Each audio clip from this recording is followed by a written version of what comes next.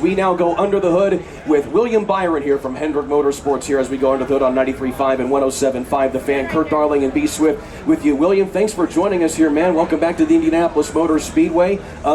First off, it's the burning question that we ask everybody. How's it feel to be back on the oval here at IMS? It's amazing. I love it here. Yeah, I'm having a lot of fun.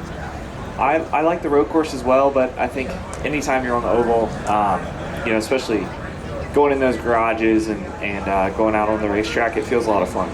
Now, Brickyard celebrates 30 years. Do you have any moments that you can remember like, yo, this is it, whether it's you racing or just being a fan? Yeah, I think that race that Jeff won in 14, I remember watching that, and then I remember watching Tony Stewart win a bunch of races here. So I would say those moments as a kid when Tony was winning here and the excitement around that was pretty awesome.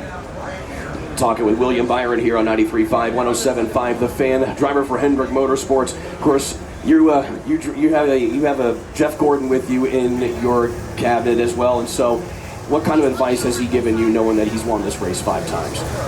I mean, we haven't really talked this week at all. These cars are so different than what they raced here, so he's not really giving me any pointers or anything like that. But yeah, we talk a lot, and I'm sure he'll be excited on Sunday. Hopefully we can put it up front today. That's a big deal because track position is really important. So just trying to focus on my qualifying laps, and I know he'll be excited. I'm sure he'll be here tomorrow. So looking forward to that. Listen, I seen you like Legos, so I gotta ask you this. What was the coolest thing you've built? I know you got your car. Was that it for you? I built the Titanic, which was great, but also built the Dark Knight, like the Batmobile from the Dark Knight, which I love. So there's a lot of detail in that. I haven't built anything recently, but I feel like that'll change here soon, especially with the off weeks coming up. So I'll probably do something in off weeks. Anything you want to build?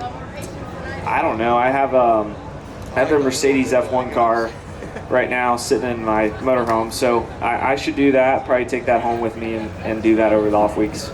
So you got your first practice session yesterday. Now everybody knows that you came up basically through sim racing and then got a big break, of course, in stock cars as well.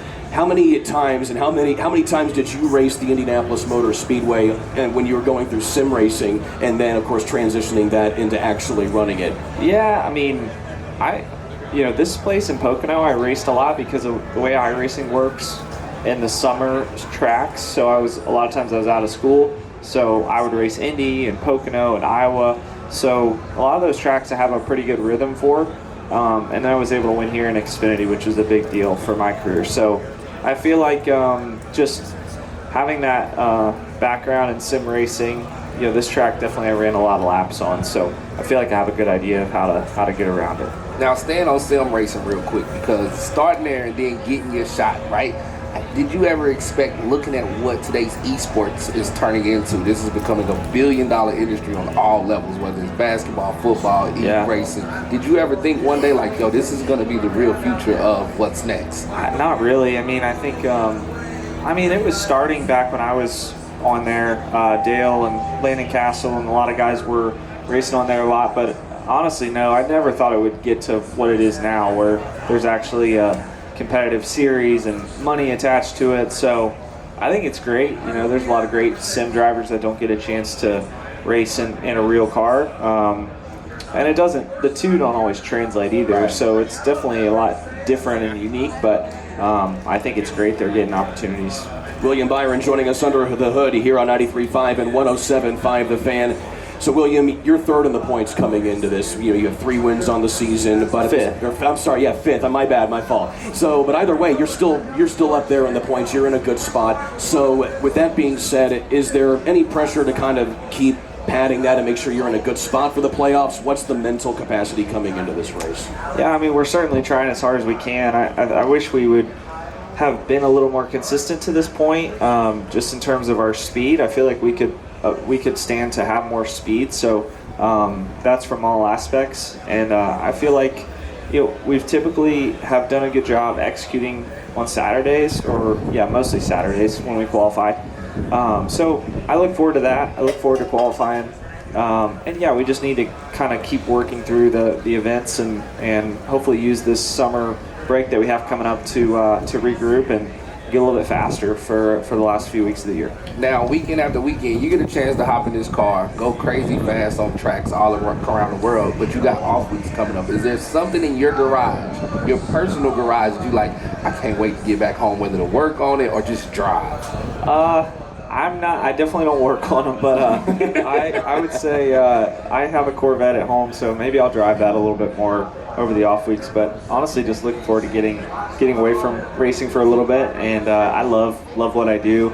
Very consumed by it, but it'd be nice to do something else for a little bit. What do you like to do whenever you're not racing, other than building the models, of course? I don't know, man. I'm always competing, so I feel like it's really hard to know. I get bored pretty quickly in the off weeks because I race and look at racing, watch it all the time. So it's all we really do in this sport. So it's a 24/7 thing, but I feel like over the off weeks, just try to keep myself in good shape and do a lot of running and try to just be as mentally prepared as I can be for the home stretch. He's William Byron, joining us here under the hood here on 93.5 and 107.5 The Fan. William, best of luck this weekend. Good luck in qualifying, and certainly looking forward to seeing you doing well for the rest of the season. Yeah, I appreciate it. Thanks, guys.